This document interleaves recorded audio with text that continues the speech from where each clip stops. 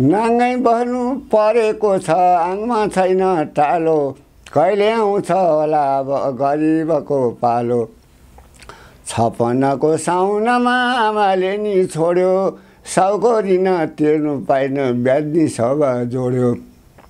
कोही भन्छन् कुखुरै लान्छु कोही भन्छन् खसी 3-4 दोबर हुँदा पनि केरेर बसी।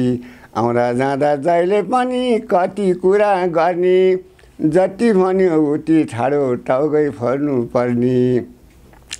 एउटा भैँसी बेचिदियो ऋण तिर्नुको लागि गोठमा एउटा पाडो थियो केलाई राख्नु बाँकी।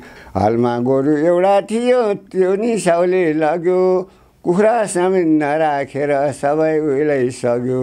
माइलो भाइ नि ऋणको पिले इन्डातिर गाछ लाटो दाइनी धेरै भयो पेन्सन पाउने भएको छ। कान्छो भाइलाई थाहै छैन भारी बौरै हैरन साउको पिले रुन्छु म त के कन्छ र कैरन। माइली छोरी कता गयो देख्नु पाउनु छैन साउको ऋणले थिच्यो मलाई केही गर्दा नि भएन। जेठी छोरी काठमाडौँमा लिएर हिँड्छ झोला लाग्छ पिरा आमा बाउलाई कसो के पो होला। जेठो दाइलाई सोधौँ भनी पहिल्यै भिन्न भएको साउको धन तिर्नुपर्छ आफै खाएको लाको। उता हेर्यो श्रीमतीले रुन्चे मुख लाउँछ अब कहिले साउको पनि ऋण तिर्नु पाउँछ। कुलो माथि गरी खेद्नी साउबाजेले खाछ घरको धुरी भत्किएर ढल्ने बेला बाछ।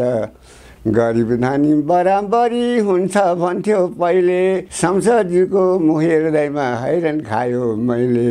जोगीमारा धादिङ जिल्ला भारमङ मेरो घर भोलाला नाम मेरो सेट हो थर।